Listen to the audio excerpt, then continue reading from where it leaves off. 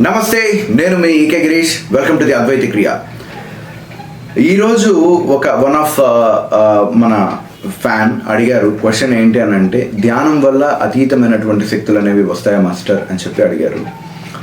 దానికి నేను ఇవ్వబోయేటువంటి ఆన్సరే ఇది. ముందుగా నాకు జ్ఞానభిక్ష ప్రసాదించినటువంటి శ్రీ బాలా త్రిపుర సుందరి అమ్మవారి యొక్క పాదపద్మాలకు నమస్కారం తెలియజేసుకుంటున్నాను. అలాగే నా తల్లిదండ్రుల యొక్క పాదపద్మాలకు కూడా నమస్కారం చేసుకుంటున్నాను. రైట్. ధ్యానం వల్ల శక్తి వస్తుందా? ఎలా వస్తుంది? ధ్యానం అన్నది ఏ విధమైనటువంటి ప్రభావాన్ని చూపిస్తుంది మనిషి జీవితం మీద అన్నది ఇప్పుడు డిస్కషన్ చేద్దాం. ధ్యానం అంటే చాలామంది ఒక్కొక్కరు ఒక్కో రకంగా చెప్తారు. లైక్ పత్రిజీ అయితే శ్వాస మీద ధ్యాస, అదేవిధంగా బాబా అవతార్జీ యొక్క క్రియాకుండలిని, సహజయోగం, రాజయోగం, ఇట్లాగా చాలా ధ్యాన రకాలు ఉన్నాయి. ఓంకార ధ్యానము, ప్రణవ ధ్యానము, ఇట్లాగా. సో ఈ ధ్యానాలన్నీ ఏంటి, ఎందుకు మనిషి జీవితం మీద ప్రభావం చూపిస్తాయి, వీటి ద్వారా అతీతమైనటువంటి శక్తులు సంపాదించుకోవచ్చా అని అంటే ఎస్, ముమ్మాటికి సంపాదించుకోవచ్చు. బట్ వాటికి ఒక ప్రత్యేకమైనటువంటి ధ్యాన విధానాలు ఉన్నాయి. ఫర్ ఎగ్జాంపుల్ చెప్పాలి అని అంటే ఆనాపానసతి, లైక్ శ్వాస మీద ధ్యాస పెట్టుకోవడం మొదలైనటువంటి ప్రాక్టీసులు చేయడం వల్ల అతీత శక్తులు అయితే రావు, కానీ మానసికంగా కొద్దిగా బలవంతులు అవ్వడం అయితేనేమి పూర్వపు కర్మలను ధ్వంసం చేసుకునేదానికి అవకాశం లభిస్తుంది. క్రియాకుండలిని ప్రాక్టీస్ చేసినట్లయితే కర్మలను పూర్తిగా ధ్వంసం చేసి కొత్త కర్మల వైపు వెళ్ళనీయకుండా ఇవ్వడం జరుగుతుంది. అంతేగాని అతీత శక్తులను తీసుకొని వచ్చేవంటూ ఉండదు. అతీత శక్తులు అంటే ఏంటి? మనకి సాధ్యం కానివి మన జీవితంలో, సో వాటిని మనం గ్రాప్ చేయటం. అలా గ్రాప్ చేయాలి అని అంటే ఎగ్జాంపుల్ చెప్పాలి అని అంటే అయస్కాంత సిద్ధాంతాన్ని తీసుకుందాం. ఒక అయస్కాంతము తన సహజంగా ఒక 250 కేజీలో ఉన్నటువంటి అయస్కాంతం ఒక 240 కేజీలో ఉన్నటువంటి ఇనుమును లాగింది అని అనుకుందాం. ఇప్పుడు ఈ అయస్కాంత శక్తిని 500 చేస్తే అది 240 అంటే ఇంకొక 480 కేజీలు ఉన్నటువంటి అయస్కాంతాన్ని తీసుకుంటుంది. అంటే ఇక్కడ నుంచి ఎక్స్ట్రాడినరీ వైపు మరలడానికి అవకాశం ఉంటుంది. కానీ ధ్యానం బాగా ప్రాక్టీస్ చేసిన తర్వాత ఐక సుఖాల మీద ఇంట్రెస్ట్ కోల్పోవడం జరుగుతుంది. కొద్దిమంది మాత్రమే వాటిని ఉపయోగించుకోవడం జరుగుతుంది. దీని వెనకాల తమో, రాజస మరి సత్వగుణాల యొక్క కలయికలు అనేవి ఆధారపడతాయి. మరి ఎలా పనిచేస్తుంది, ఎలా ధ్యానం చేయడం వల్ల అటువంటి అతీత శక్తులను ఎలా సాధించుకోవచ్చు? దీని వెనకాల ఫ్రీక్వెన్సీస్ ఉంటాయి. ఒక సర్వసాధారణమైనటువంటి మనిషి తన జీవితంలో ఒక నిమిషానికి 60 ఆలోచనల నుంచి 70 నుంచి 60 ఆలోచనలు చేస్తుంటాడు. సర్వసాధారణమైనటువంటి మనిషి ఒక నిమిషానికి వేరే వేరే ఆలోచనలు రావడం జరుగుతూ ఉంటాయి. ఇట్లా ఆలోచనలు వచ్చినప్పుడు ఆ ఆలోచనలకి తక్కువ స్థాయి ఫ్రీక్వెన్సీ అన్నది ఉంటుంది. నేను గతంలో ఆల్ఫా, బీటా, గామా, తీటా అన్నటువంటి వీడియోస్ చేస్తున్నాను. అది మీరు కనుక చూసినట్లయితే మీకు పూర్తిగా అర్థమవుతుంది. తరువాత బీటా లెవెల్ థాట్స్ అంటాం. అంటే ఒక సుమారు 50 నుంచి 35 ఈ బిట్వీన్ థాట్స్ అనేవి రిలీజ్ అవుతుంటాయి. ఈ మూమెంట్లో సంపదని, ఆరోగ్యాన్ని, కొద్దిగా ఫేమ్ని, వీటిని అట్రాక్ట్ చేసుకునేటువంటి అవకాశం అనేది ఉంటుంది. తరువాత గామా లెవెల్ థాట్. ఈ గామా లెవెల్ థాట్లో ఏంటి అని అంటే 20 నుంచి 10 లెవెల్ వరకు థాట్స్ ఉంటాయి. ఇక్కడ సంపద, పదవి, రాజకీయ యోగాలు మొదలైనటువంటి వాటిని అట్రాక్ట్ చేయడం జరుగుతుంది. ఇక theta level, delta level thoughts అనేవి మీరు ఏం కోరుకుంటే అవి జరుగుతాయి. అవి ఎలా వస్తాయి అలా థాట్స్ అని అంటే మెడిటేషన్ చేయడం వల్ల మీ యొక్క థాట్స్ అనేవి తగ్గుతూ వస్తాయి. ఎప్పుడైతే ఆలోచనల యొక్క స్థితిగతులు తగ్గుతూ ఒక మనిషి కనుక పూర్తిగా ఒక థాట్లోకే కనుక రాగలిగితే, ఒకే థాట్ లెవెల్లో రాగలిగితే ఇక మీరు బ్రహ్మాండాలని క్రియేట్ చేయగలుగుతారు. మీరు సృష్టిలో ఏం కావాలంటే అది సాధించగలుగుతారు. బట్ అది అంత ఆషామాషియా అని అంటే అంత ఈజీ కాదు. ఒకవేళ మీరు అది సాధించుకున్న తర్వాత కాలానుగుణంగా మరలా బ్యాక్ వచ్చేయచ్చు, మరలా ఆల్ఫా లెవెల్కి వచ్చేయచ్చు. జరుగుతుంది. అది ప్రతి యోగ సాధకుడికి ఇది జరుగుతుంది.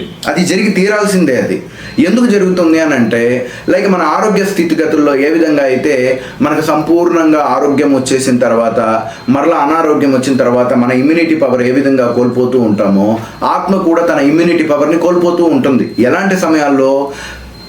గ్రహ ప్రభావాలు బాగాలేనప్పుడు, సంచిత కర్మలు అటాక్ చేసినప్పుడు గతంలో ఉన్నటువంటి నెగిటివ్ థాట్స్ ఇప్పుడు ఇంప్లిమెంటేషన్లోకి రావడం వల్ల వీరి యొక్క ప్రభావాలు అప్ అండ్ డౌన్ అవ్వడం జరుగుతూ ఉంటుంది. ఒక్కొక్కసారి ఈ థాట్స్ అనేటువంటి ధ్యానం ద్వారా ఉన్నతమైనటువంటి శక్తులు సంపాదించుకోవడం కావచ్చు, ఆధ్యాత్మిక జ్ఞానాన్ని పొందడం కావచ్చు, అనర్గళమైనటువంటి నాలెడ్జ్ దిగిపోవడం కావచ్చు, వీటన్నిటినీ కూడా ఈ యొక్క మెడిటేషన్ అన్నటువంటి దాని మీద ఎఫెక్ట్ చూపించడం జరుగుతుంది. దీనికి సింప్లెస్ట్ వే ఏదన్నా ఉంది అని అంటే అద్వైత క్రియలో ఉన్నటువంటి ఆల్ మెథడాలజీస్ మీకు అతీతమైనటువంటి శక్తులను ఇవ్వడమే కాకుండా మీకు ఆధ్యాత్మిక మార్గం వైపు వెళ్ళడానికి కూడా అది పూర్తిగా సహకరిస్తుంది. కానీ ఇది అంత ఈజీగా ఉండదన్నమాట. ఈ సాధన కొద్దిగా ఇబ్బందితో కూడుకున్నటువంటిది, కొద్దిగా కష్టంతో కూడుకున్నటువంటిది.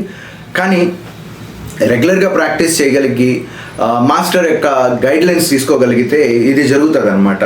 సో నేను ఇప్పుడు అందరికీ ఒక క్లాస్ గురించి తెలియజేయబోతున్నాను. భవిష్యత్తులో మేము after looking at this entire ఈ సినారియోస్ అన్నిటిని చూసిన తర్వాత మేము డిసైడ్ అయ్యామన్నమాట.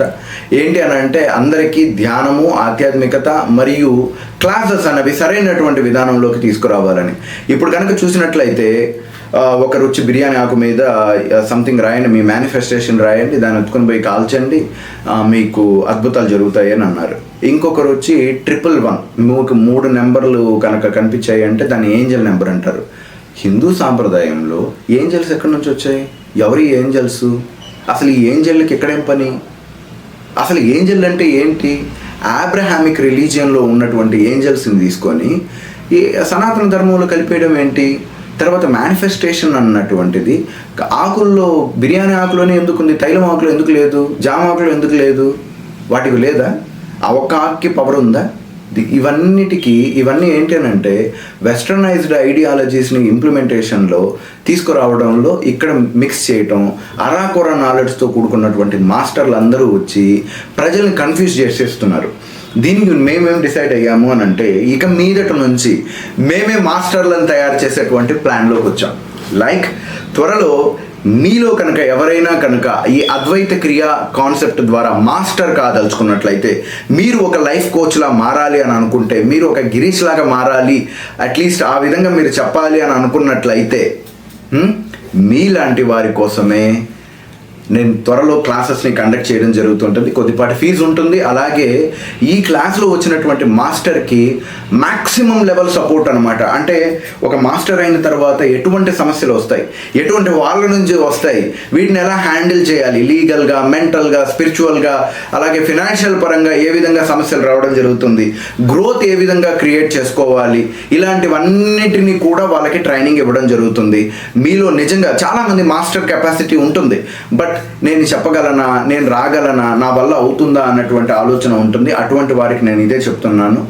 మీరు మాస్టర్ అవ్వడం వల్ల కొంతమంది జీవితంలో ఎన్లైటన్మెంట్ అన్నది మనం క్రియేట్ చేయడానికి అవకాశం ఉంటుంది. అలాగే ఎవరైతే ఇప్పుడు ఉన్నటువంటి ఈ బురిడి మాస్టర్స్ ఉన్నారు కదా, బురిడి మాస్టర్స్ కరెక్ట్ సబ్జెక్ట్ చెప్పలేనటువంటి వాళ్ళు, ఎవరైతే ఈ సబ్జెక్టులని వెకిలిగా మార్చేస్తున్నటువంటి వాళ్ళు ఎవరైతే ఉన్నారో వీళ్ళకి అడ్డుకట్ట వేయడానికి అవకాశం ఉంటుంది. మనము ఈ విశ్వానికి మనము కొంతమంది మాస్టర్లను తయారు చేయడం వల్ల విశ్వం యొక్క ఔన్నిత్యానికి, విశ్వం యొక్క అభివృద్ధికి, భావితరాలలో అభివృద్ధికి తీసుకురావడానికి అవకాశం ఉంటుంది. లేదు అనంటే ఈ యొక్క కొంతమంది స్వార్థ ప్రయోజనాల వల్ల మనుషులకి మానసిక పరమైనటువంటివి, శారీరక పరమైనటువంటి రోగాలు రావడానికి కూడా అవకాశం ఉంటుంది. ఎస్, నేను చెప్తున్నది నిజమే. ఒక వ్యక్తికి సంచిత కర్మలను పూర్తిగా అవగతం కాకుండా తన కనుక వేరే రూట్ను కనుక తీసుకున్నాడు అని అంటే తనకు మృత్యువు కూడా దాపురించడానికి అవకాశం ఉంటుంది. ఇది ఫ్యాక్ట్. ఇది అలాగే మానసికమైనటువంటి రోగాలు రావడం జరుగుతూ ఉంటుంది. ఐఎమ్ రిచ్ అని అనుకోవడంలో తప్పులేదు. ఐఎమ్ రిచ్ అని అనుకోవడం వల్ల మీరు మ్యాక్సిమమ్ ఈరోజు 5,000 సంపాదిస్తున్న వాళ్ళు 10,000 సంపాదించుకునే దానికి అవకాశం అయితే అది ఇవ్వగలుగుతుంది. అంతేకాని I'm a billionaire, I'm a trillionaire, I'm a ఆకాశం, ఐఎమ్ ఏ భూమి, ఇట్లాగే ఇష్టం వచ్చినటువంటి చెప్తారు. మరి చిరంజీవి అని చెప్పుకోండి, అందరూ చిరంజీవి అయిపోతారు. కాలేరు. అలా ఎందుకనంటే మీ సంచిత కర్మల ప్రకారం రావాలి. గతంలో నేను కూడా మీరు చెయ్యొచ్చు అని అన్నాను, బట్ మీరు ఎక్స్ట్రీమిటీ లెవెల్లోకి వెళ్ళిపోతారు, మీరైతే సాధించుకుంటారని చెప్పి నేను చెప్పలేదు. నేను చెప్పింది ఏంటి అని అంటే ఎస్, మీరుగా సంకల్పించి సాధించుకుంటే వర్కౌట్ అవుతుంది అని చెప్పానే కానీ ఎవరు పడితే ఇది చేసేస్తే అందరికీ ఇది వర్తించేస్తుంది అని చెప్పి నేను చెప్పలేదు. సో బాగా అర్థం చేసుకోండి. ఇన్ కేస్ మాస్టర్స్ కావాలి అన్నటువంటి ఐడియాలజీ ఉన్నటువంటి వాళ్ళకి పైన స్క్రీన్ మీద కనబడుతున్నటువంటి నెంబర్కి కాల్ చేసి మీరు ఎన్రోల్ అవ్వండి. ముందుగా అపాయింట్మెంట్ తీసుకోండి. ఎందుకనంటే మీరు నిజంగా మాస్టర్ వృత్తికి పనికొస్తారా లేదా అన్నది నేను అసెస్ చేసి ఓన్లీ లిమిటెడ్ పీపుల్కి మాత్రమే ఇవ్వడం జరుగుతుంది.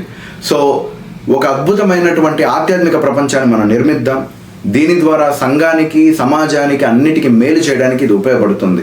సో ధ్యానం చేయడం వల్ల ఫలితాలు, పవర్స్ అనేవి వస్తాయి అని అంటే నిరభ్యంతరంగా వస్తే దీని మీద నెక్స్ట్ 2-3 సెషన్స్ కూడా నేను చేసే ప్లాన్లో ఉన్నాను.